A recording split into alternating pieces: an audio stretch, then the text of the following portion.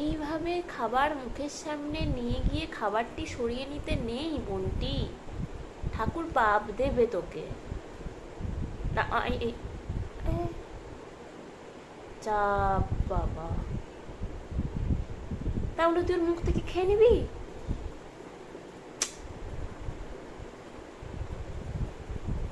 এগুলো কন্টেন্ট, হ্যাঁ এগুলো কন্টেন্ট। ভাই তোরা গিয়ে পড়তে বস।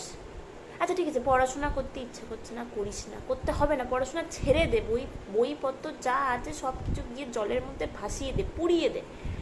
এরম কন্টেন্ট বানাস না ভাই, মানে এটা কিছু অন্তত রাখ কন্টেন্টের মধ্যে। একটা কাজ কর, এটা তোদের ভালো আইডিয়া দিচ্ছি, তোরা দুজনের মিলে একটা বিয়ের কন্টেন্ট বানা, ঠিক আছে? তোরা দুজনকে বিয়ে করছিস, এই কন্টেন্টটা বানা, অনেক বেটার হবে। এটা কি মানে, তাহলে তুই মুখের ওপর থেকে খাবারটা খেয়ে নেবে। আর ও তো তোকে স্কোপ করে দিলে, এমনও নয় যে ও অবাক হয়ে গেছে।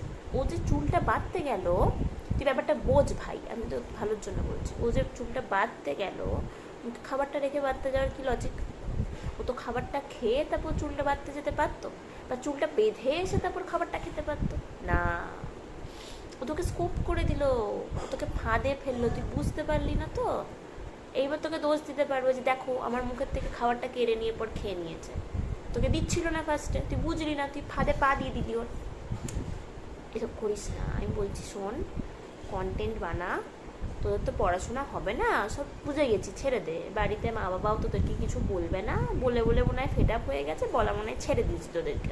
হ্যাঁ যা উচ্ছন্নতে চলেই গেছে, যাজ্ঞা, আর ওসব ছেলে মেয়ের প্রতি মায়া হারিয়ে কোনো লাভ নেই, তোদের বাবা মা যা বুঝছি আমি। তো তোরা একটা কাজ কর, তোরা এমন কন্টেন্ট বানা যে একটা কন্টেন্টই তোরা এত ইনকাম করে ফেলবি যে তোদের আর কন্টেন্টই বানাতে হবে না। গুড আইডিয়া কিনা বল?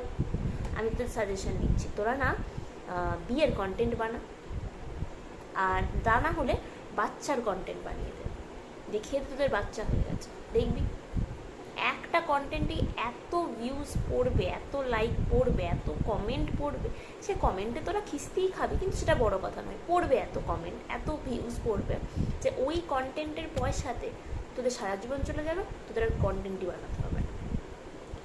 তোরা কন্টেন্ট না বানালে আমরা খুব মানে খুশি হব আর কি। কেন বলতো, মানে এই সব চোখে দেখা যায় না, নেওয়া যায় না রে, ভেতরের আত্মাটা না হু হু হু করে কেঁদে ওঠে, বিশ্বাস কর।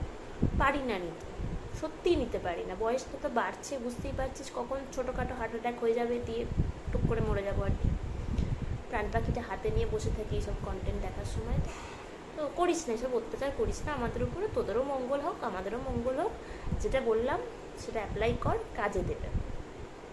আর সরকারের কাছেও একটা ছোট্ট অনুরোধ জানাচ্ছি, নতুন সরকারের কাছে, যদি পারেন একটু যদি এদেরকে দেখেন আর কি, মানে বুঝতেই তো পারছেন এরা মানসিক ভারসাম্যহীন কিছু ছেলে মেয়ে, তো এদেরকে যদি একটু দেখেন তাহলে খুব ভালো হয়। মানে অন্তত এদের হাত থেকে যদি ফোন নামক বস্তুটি একটু কেড়ে টেড়ে নেওয়া যায় বা কোনোভাবে বন্ধ করা যায়, তাহলে যদি এরা একটু সুস্থ স্বাভাবিক একটা জীবনযাপন করতে পারে, তাহলে তো দেখেরও ভালো লাগবে। আসলে কি বলুন তো, এরা তো আমাদের ভবিষ্যৎ প্রজন্ম, এদের যদি এই অবস্থা হয় তাহলে তো মানে দেশের অবস্থা তো দয়ের দ হয়ে যাবে একদম পুরো, বুঝতেই পারছেন। তো যদি একটু কিছু ব্যবস্থা নিতে পারেন এদের উদ্দেশ্যে তাহলে খুব ভালো হয়, দেখবেন। এই করজোরে অনুরোধ। আর ভাইটিকে তো বললামই যা বলার, আশা করি ভাইটি শুনবে, যদি ভাইটি দেখতে পায় কখনো এই